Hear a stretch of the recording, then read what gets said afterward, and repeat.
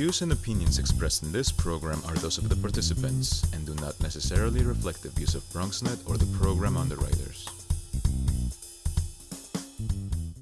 Coming up on this edition of Perspectives, we continue our series-long shows with Jen Lackard and the Race for Re-Entry. April is Financial Literacy Month, and while the Race for Re-Entry focuses on the overall health of communities, we're going to talk about financial health and the benefits of the needs of those impacted by incarceration. That's coming up next on this edition of Perspectives with yours truly, Daren Jaime. What's on your mind? Let 'em know. What's on your mind? What's on your mind? Let 'em know. Anything relevant to life, you bring it to the table. Whether you make a move solo or a movement with a stable. No fables, you speak on your decisions. Cause in the long run, it's your voice, your views, your vision. Keeping it real with many messages for you to know. This ain't radio, but DJ runs the show. Entertainment, he rocks it. Politics, he locks it. The host with the most would handle any topic. Don't forget to share your perspective which shines a light. Cause it might make a difference in someone else's life. Make a difference. What's your perspective? Express what's in your heart and your mind. Share your perspective. What's your perspective? Hello, everyone, and welcome to another edition of Perspectives. I am Daren Jaime, and of course, we thank you for watching. And we also invite you to share with us. You can share with us via social media, Twitter, Facebook, BronxNet Perspectives. And then also, you can hit me up on my professional page, Daren C. Jaime, and you can find out some information about what is going on and get some inspiration. But listen, today we're continuing our series on re-entry, and we've got Jennifer Lackard, who is the founder for the Race for Re-Entry, New York City's first multi-platform collective centered on re-entry and the mission of co-creating safe, healthy, and inclusive communities and neighborhoods that have been vastly impacted by incarceration. Now, she joins us today as part of our series-long commitment, raising awareness about the work she does to provide resources to Bronxites who've been impacted by incarceration or have been incarcerated themselves. And we welcome Jen back to the show. Good to have you. Thank you for having Welcome me again. back. So April is Financial Literacy Month. Yes. And it's a very important month in terms of financial literacy. Give us a little bit about financial literacy with incarceration, because the two, some people don't think it goes hand in hand, but there's some very direct impacts to incarceration and financial literacy. Absolutely. So health is a multi-pronged approach to wellness. So you sort of have the physical health that everyone knows, but then you also have emotional health, spiritual health, and then that financial health is the piece that really is the key to total wellness.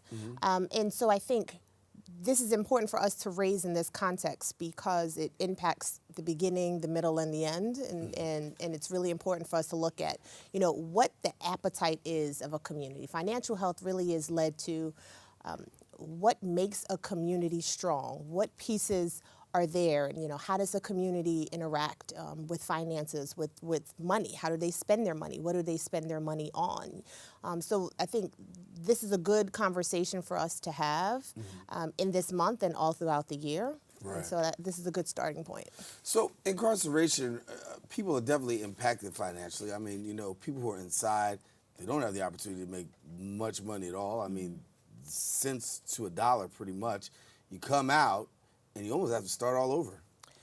Well, absolutely. I think if you look at just the reentry piece of how it impacts folks, it really is the key to recidivism. Really having a good financial roadmap determines how successful someone is going to be when they get out. So whether or not they have a job, being able to get whatever dollars they do get in employment to sort of sustain them and budget them for a period of time so that lasts them until that next job comes. Especially we know with employment being a big issue with people with criminal records, how do you sustain yourself for that period of time? Budgeting is important. You also look at how individuals interact with not only their credit, but sort of like if you're trying to purchase an apartment or if you need something that requires credit, what does your credit look like? And when you come home, that's one of the first things people should be doing is checking their credit to see what's on that credit. There's been instances where people who have been incarcerated, their identity has been stolen from a loved one. The unfortunate part is that they know where their loved one is. So they have access to the information, the vital information. It may be someone as close as a mother, a sister, a significant other. And so when that person comes home, while that might be a $30,000 credit card that they may have had in their name. They don't have access to that, and that debt is now sitting on their credit report, which they can't really do much because now they have to get that resolved or proceed. The problem we find is that the way that works is that you have to file a criminal complaint against someone to get that off of your credit. And when the incarcerated or formerly incarcerated person knows who that is, they tend not to want to do anything because there's a sense of guilt of they left their loved ones behind, they needed that to survive for whatever reason, right or wrong. But we do see that that impacts someone's ability to sort of get back on their feet when their credit is jeopardized that intense. So how do you intervene through Race for Entry, and how do you take a look at doing and shaping and addressing this issue? So we we're partnering up with Dime Bank this year. They're our community sponsors, so we're really excited about just their interest to kind of come involved. They're supporting the race. They're also doing some financial literacy workshops with us throughout the month of April. We hope to continue that collaboration on throughout the year, particularly in the district that Dime Bank serves. And they serve the district where the race is going to be, so this is a nice synergy with them. But we'll be doing financial literacy workshops. We'll also be working with other partners to make bank accounts available to people who are coming home, families that are in the district, as well as helping them with any type of credit education seminars and workshops that they need to get themselves back together, potentially purchase homes. So we're really hoping to use the race as a way to take the large collective of people impacted by incarceration and really showing them what it takes to get back on their feet. And so for people who want to know more about this, listen, stay with us. We're continuing our conversation with Jen Lackard, who's here with us, talking about the race for re-entry. We're talking about financial literacy. April is Financial Literacy Month, and we're talking about how does that really impact incarceration and those people who are really coming out for re-entry. So stay with us. We got more show coming up. We'll be right back right after this.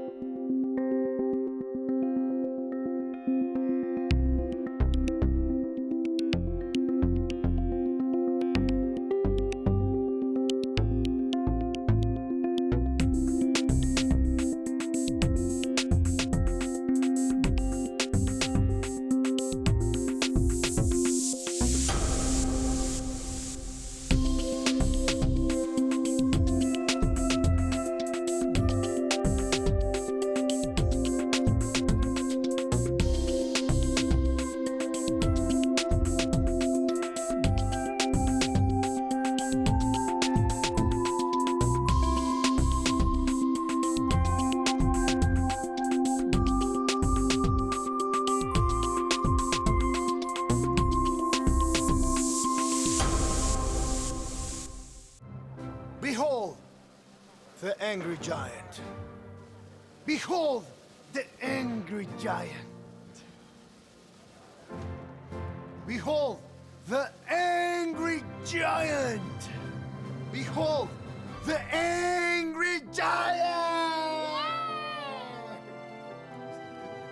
It only takes a moment to make a moment. Take time to be a dad today.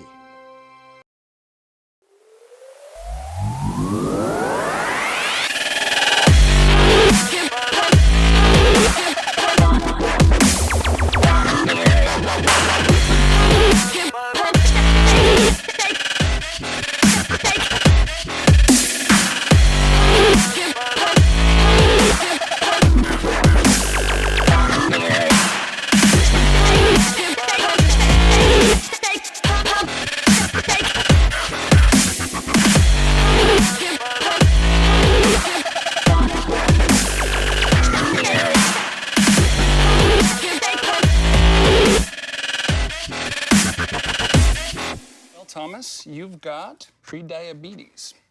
But with more exercise and a change in diet, it can be reversed. I've tried exercising. It just makes me hungry for bacon. I love bacon, too. And who really likes to exercise? Not me. Me neither. Nobody. So we're good? What? Oh, you still have pre-diabetes. Big time. And we're back here on Perspectives, continuing our month-long series talking about the race for re-entry and re-entry, incarceration. Things are really paramount that goes on in our community. Jen Lackard from Race for Re-Entry is here with us, and we're talking a little about financial literacy, in the first section, and I really want to, get people an understanding, because many times when you talk about people coming back into society and trying to get reacclimated into society, it becomes a real hardship. And many of those things are tied to finances. If you don't have access to a family, if you don't have the actual resources yourself, you're almost at ground zero, and there's not really a lot of help community-wise if you don't know where to go to. Mm-hmm. So there are a lot of resources that are local and free. Mm-hmm.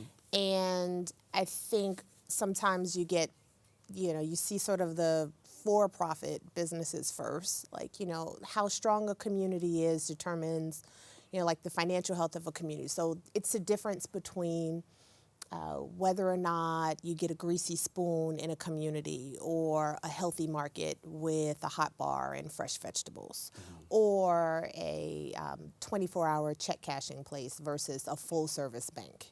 Or even something as an accounting business that could be for individuals and businesses, local businesses. But instead of that, you see the tax preparation businesses that are there 4 months out of the year, and then the other 8 that the space is empty.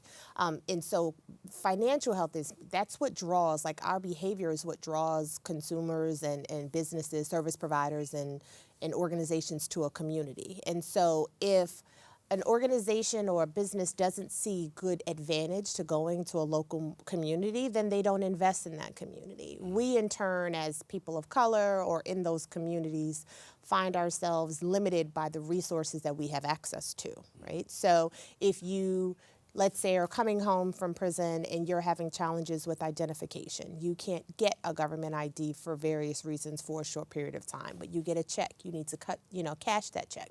Well, if you don't have a bank account, then you're most likely going to go to a 24-hour check cashing place. You'll have to pay fees for that, versus if you go to a bank, you cash your check for free. Same thing as if you have an accountant or someone who does your taxes, or you know where to go to get the free tax preparation that's available because you fall under a certain income guideline. You would go to those tax preparers first versus going to a business that's in a community that's going to charge you an exorbitant amount to cash your, to actually file your taxes. So it's really about understanding how you can cut costs, live on a budget, really access resources that are in a community to get you further. It's like doing more with less. And we tend not to know how to do that. And then we end up paying a lot in the long run, and it just doesn't get us to our end goals. Yeah. How we see families that are impacted on the beginning is really important, because when a loved one is incarcerated, particularly when that person is the breadwinner, there's a huge impact to the family, where the family is trying to figure out how to make up for that loss of income, how to just sort of make ends meet.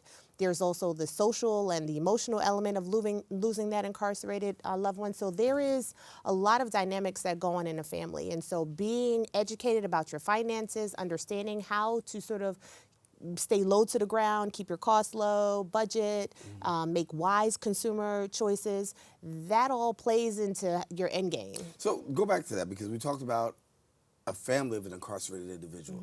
The social, I should say, ramifications of that is that, somebody who used to live here is no longer here. I could possibly be in a place where, I don't have that help financially, making it. I become now a one-man band, and if I'm a woman, I've got children. That really becomes the case. What kind of support is out there for people who do this? Because people encounter this on an everyday level, and there's some people who, who face eviction and foreclosure, and some people who've car repossession, simply because of a loved one's incarceration.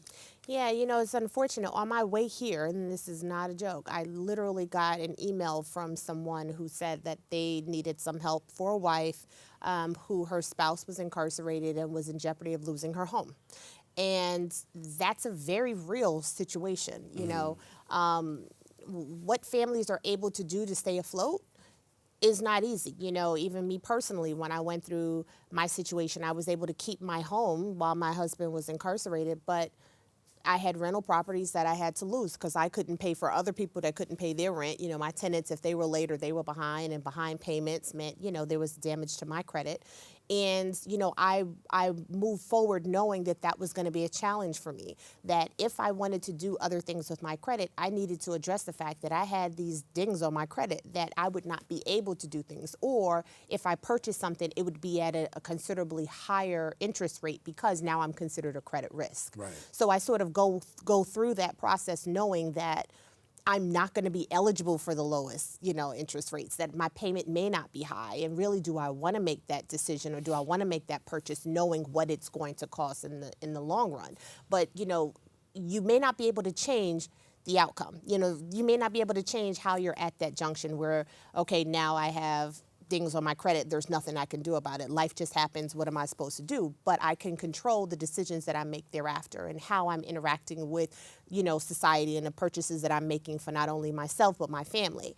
And so when you know that and you're educated about your finances, it allows you to operate in a different space. You're not sort of captured in hostage to your finances. And unfortunately, people who are in the community are as bound as individuals that are, their loved ones. Right. It's just a different set of constraints. And so you don't want to add on top of that, now you can't do anything because you have no money. You're living from paycheck to paycheck. You have no savings. You can't stash a couple of dollars away. And so financial literacy isn't just about, being able to have good credit, but it's about being able to live comfortably, so and there's that another you can level do to this well. too, because there's also this level of like embarrassment, because now I've got the situation where I already have an incarcerated individual, but we know naturally talking about finances and literacy that talking about my money, we don't talk about our money. Right. We're not going to talk about our money. Right. So you're almost behind a double barrel. Oh, yeah, absolutely. I mean, it's unfortunate. I tell people sort of my story just to sort of help them understand you lose a lot. You go through this process where you're like, well, wow, how much more could I lose? And so it's not what is happening, it's your character. As many moons ago, I did credit education and financial literacy. So I had an organization called the Credit College, and that's what I did. I taught people about credit and sort of how to better themselves, purchase homes, start their own business, just through their credit and learning how to manage their finances better. I subsequently also worked with Department of Corrections, Community Corrections, and Supervision in terms of getting folks that are incarcerated as a reentry facilitator with money addiction, because that's also key. The first contact you have with money when you hit the community really is important, right? And that could either get you on your pathway to success, or it could give you a one-way ticket back to prison, depending on how you sort of handle that, right?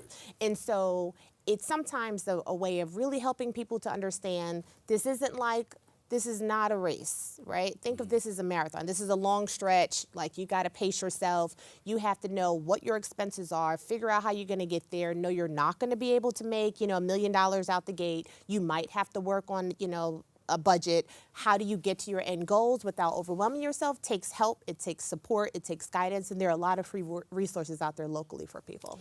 Come back and consider our conversation with Jen Lackard. We're talking about the rates for reentry, talking about financial literacy and knowing how people are just being affected by this, and what are the avenues that you can go to get help, particularly in a time such as this when you're in that financial transition.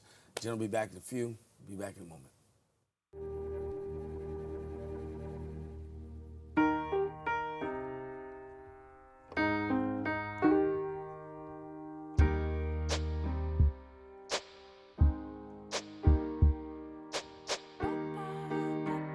And I can't change, even if I try, even if I wanted to.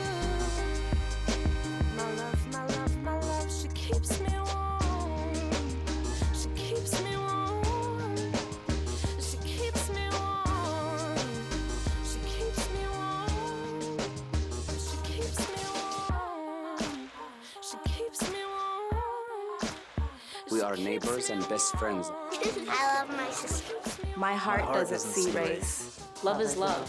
Our family is no less than any other family. Love is kind. Love is patient.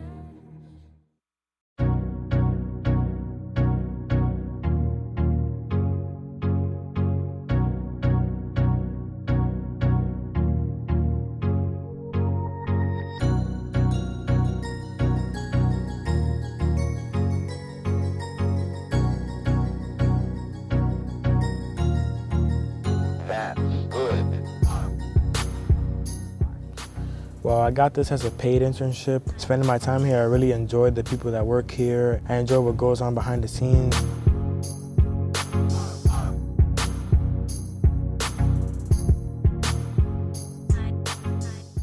So far, I've learned how to operate a camera, how to host. I learned how to control audio.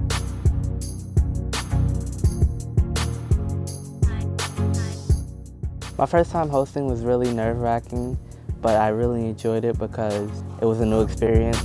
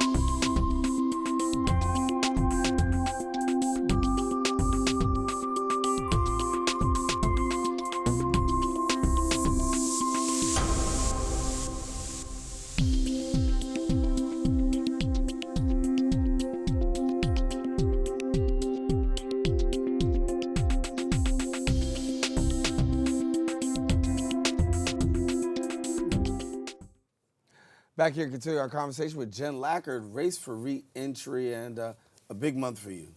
So walk people through what they can expect. So, yeah, it's a big month because not only it being race season, just getting ready for the race, going out and meeting with partners, educating them about what we're doing, but then also Financial Literacy Month, and it's actually Second Chance Month as well. And so that was something that was awarded back in D.C., I believe, earlier this year. So the faith-based community is sort of involved in really trying to do stuff around second chances and reentry work. That ties into some of the stuff that we're doing on the April 15th, which is the Sunday before the race, working with houses of worship in the Bronx about how they can open up their church home to be more inclusive of people that are dealing with incarceration, welcoming families and mothers that are wives that are kind of handling the brunt in the community, but then also individuals coming back to the community, how they can be more inclusive.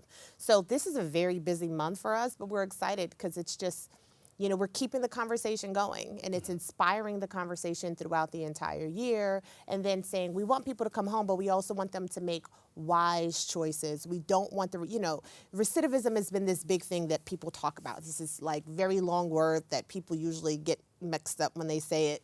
But what does recidivism mean? And so we don't want people going back to prison, but we also want to kind of figure out what the strategies are to reducing recidivism and not, saying this is the type of risk that this person is, so they need this type of supervision in the community. It's about giving them the resources they need to be able to make better choices, surround themselves with the right support system, and then actually act on those because they're realistic goals that they can go after. Trust is a big factor for people who come out of incarceration back into mainstream society. So when you get inmates who serve time, whether it's considerable time or a short amount of time, we know that really talking to somebody and receiving what someone else is saying on the outside sometimes is a wall. Give me a little bit about that wall and how you're able to penetrate that wall. Well, personally, when I go into the correctional facilities, I try to establish relationships pretty early on, right? Because the relationships you develop behind the wall, if they're right and they're meaningful, they will extend beyond when the person comes into the community. And it's really telling them that we care about you and your success, and we're going to help you connect those dots. And we know that there's going to be a huge barrier for you when you get out there. So for me personally, people who I encounter on the inside, there's almost no problem connecting with them on the outside. I also have been trying to work with other people to say, how can we bolster families, right? Because we know, we may not know a lot, but we do know that if an individual has a natural support system, they will most likely go back to that support system regardless of how dysfunctional that it may be. And so if we do work to improve that family unit while the person is incarcerated, then we can help with skill building, we can help with treatment and therapy and giving them access to the resources so that they can sort of improve the capacity of the family regardless of the loved one coming back home. And so when that loved one comes home, they most likely will come back to a better home, a more stable home, and then we know that that will then couple with a natural support that the person trusts, that they will come back to, and they will, you know, especially if you're working with that person on the inside or they're getting support on the inside, now they're coming back to a better situation, they're a better person, that unification is just even better, is stronger. So before we go, if people want to find out more information, how to get connected with you and the work that you have going on, and tell them about the race. Right. So the race is Saturday, April 21st. It's around the corner. We're super excited about that. It is a 5K that starts at Soundview Park in the Bronx. It's at 9 a.m. We will have a ton of things happening on that day. We have a lot of partners. It's too long to list. Many of them are on the website. If you show up to the race at the Soundview Park, you'll do the race, and then it ends at a resource fair. And so we have youth, health, disability, re-entry providers that are there, because we also have a disabled athlete 5K, a youth 5K for ages 11 through 17, as well as runners and walkers. So it's like a race for all, really inclusive. We want to be able to create safe, healthy, and inclusive communities in a very meaningful way. And so the only way to do it is just to be in there. You know, you've got to be in it to win it. That's what I say, everyone. Well, we want people to be in it. And definitely, we said April 21st. You can find out more about it. Jen's got the information at the bottom. Well, the information was under Jen's name, and at the bottom of the screen. We want you to take full advantage of it. We're continuing our month-long commitment to the race for reentry, but also having a conversation about reentry and incarceration, something that a lot of people in our society deal with, and it doesn't always get the attention it deserves. So I'm glad that you can come, share a little bit. She's had some very special guests, and stay tuned for our next show, because guess what? There'll be more special guests as we talk about the race for reentry, talk about the topics of incarceration, and we're glad to have you sharing with us. Unfortunately, we're at the end of this show, but for all of us here on the Setter's Perspectives, I'm Daren Jaime saying thank you for watching. Stay safe, share your perspective with somebody else, because you never know. It just might make a difference in somebody else's life. So take care.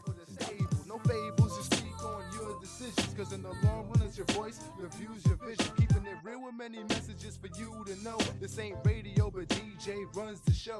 Entertainment, he rocks it. Politics, he locks it. The host with the most would handle any topic. Don't forget to share your perspective with shines of light, because it might make a difference in someone else's life.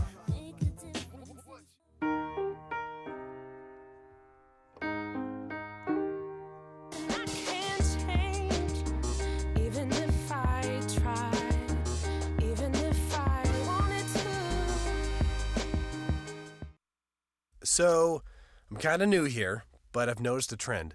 My human does this funny thing where she goes around and gets all my toys, and then she hides them in that basket by the door. You know, but it's always the same basket, and it's always in the same place. And then she acts so surprised when I find them, but, you know, she's putting them in the same basket. Again. It's like, hello, that's where you put it last time. You were the worst at hide and go seek.